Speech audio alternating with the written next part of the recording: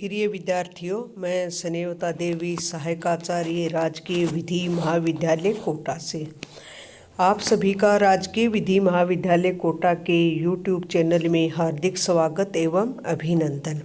और मैं आशा करती हूँ कि आप स्वस्थ होंगे, सुरक्षित होंगे और आपका परिवार भी स्वस्थ होगा और सुरक्षित होगा। इन्हीं शुभकामनाओं के साथ पर्यावरण विधि में नेक्स्ट टॉपिक शुरू करते हैं। आज का टॉपिक है नागरिक और पर्यावरण संरक्षक का दायित्व, कि नागरिकों का पर्यावरण संरक्षक के प्रति क्या क्या दायित्व है। पिछले टॉपिक में भी यही पढ़ा था, इसी टॉपिक को आगे बढ़ाते हैं क्योंकि ये थोड़ा सा बड़ा है। केस इन लॉ आपके ज़्यादा महत्वपूर्ण हैं। आप विधि के विद्यार्थी हैं तो केस इन लॉ भी आपके लिए ज़रूरी है।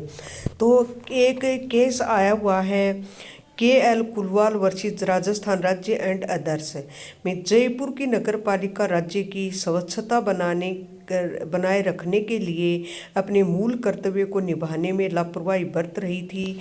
इससे तीव्र स्वच्छता समस्या पैदा हुई जिससे राज्य के लोगों के जीवन पर खतरनाक प्रभाव पड़ा। श्री कुलवाल ने अन्य निवासियों के साथ मिलकर उच्च न्यायालय द्वारा नगर पालिका की घोर लापरवाही को उजागर करने से पहले भारतीय संविधान के अनुच्छेद 226 के तहत एक आवेदन दिया था। इसमें ये हिंदी की टाइपिंग है, इसमें थोड़ी मिस्टेक हो सकती है, मैं बोलूँ उस पर ही ज़्यादा ध्यान देना है।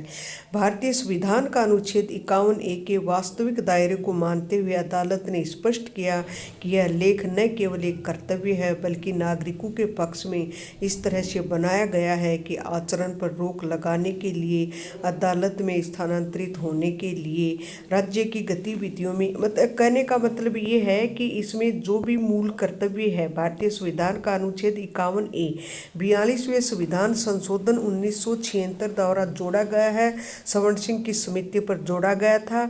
और इसके अंतर्गत क्या है, मुख्य रूप से वन एवं वन्य जीव संरक्षण, प्राणी मात्र जीवों के प्रति दया रखना, प्राणी मात्र के प्रति दया रखना, हिंसा न करना, वन नदी झील तालाब आदि इनका संरक्षण करना, पर्यावरण को प्रदूषण मुक्त रखना, प्रदूषण न बढ़ाना।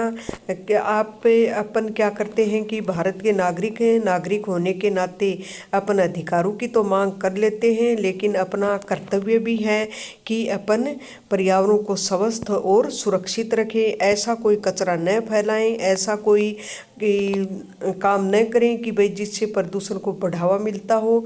एक प्रदूषण के लिए जो मानक निर्धारित किए जाते हैं उसकी सीमा में रहकर ही काम करना है।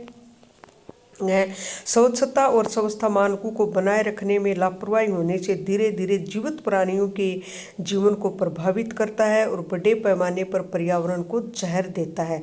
यह नागरिक के जीवन के मौलिक अधिकार का भी उल्लंघन है, जैसा कि भारतीय संविधान के अनुच्छेद 21 के तहत प्रदान किया गया है, जो जीवन स्तर का एक सभ्य और स्वच्छ और सुरक्षित वातावरण प्रदान करना है। इस प्रकार नागरिकों को उनके जीवन के मौलिक अधिकार का उल्लंघन होने से बचाना न्यायोचित है। इस प्रकार अदालत ने जो कि ऊपर जो केस दिया गया था, अदालत ने नगर पालिका को गंदगी और गंदी सामग्रियों को हटाने का निर्देश दिया, जो लोगों के जीवन और स्वास्थ्य के लिए बहुत बड़ा खतरा था।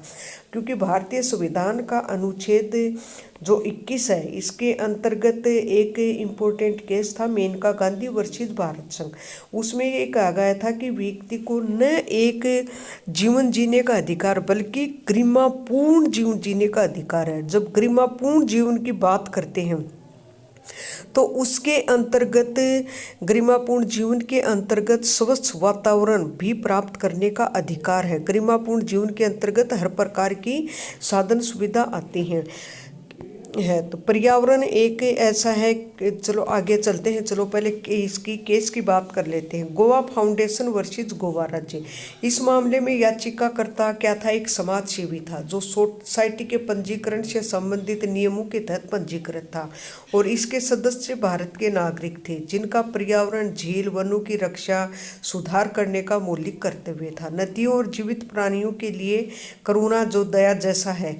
आर्टिकल 51 कह के जो रखा गया है। ये सवाल था कि क्या समाज के पास अदालत में कदम रखने के लिए मतलब कदम रख सकता है या इस मामले को लेकर नहीं रख सकता, तो इसको अदालत के समक्ष उठाया गया था। तो सीधी सी बात है, अदालत तो हमेशा ही ऐसे इस पक्ष में देती है कि पर्यावरण प्रदूषण न हो।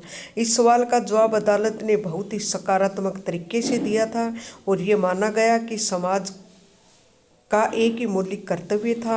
याचिकाकर्ता को अदालत में स्थानांतरित करने के लिए लोको स्टैंडी का आयोजन किया गया था, ताकि न केवल हमारी परिस्थिति के क्षरण को रोका जा सके बल्कि पारिस्थितिकी के संतुलन को बनाए रखने के उद्देश्य से प्रावधानों को लागू करने के लिए भी पारिस्थितिकी संतुलन बनाया रखा जा सके। देखो, पर्यावरण एक ऐसा है, क्योंकि प्रकृति ने हमें बहुत ही अच्छा उपहार दे रखा है पर्यावरण के रूप में, पेड़ पौधों के रूप में। इनको बचाना, इसको सुरक्षित रखना प्रत्येक नागरिकों का कर्तव्य भी है और राज्य का दायित्व भी है, जो कि नीति निर्देशक तत्वों में है।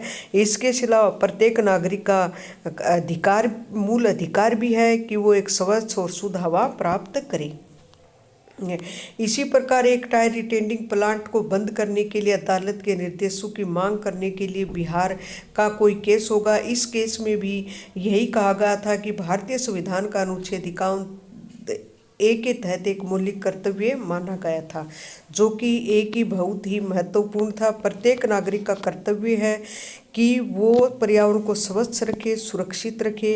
और मैं आशा करती हूँ कि आप इस टॉपिक को समझ पाए होंगे और ये आपके एग्ज़ाम के हिसाब से भी महत्वपूर्ण है और स्वास्थ्य की दृष्टि से तो है ही है।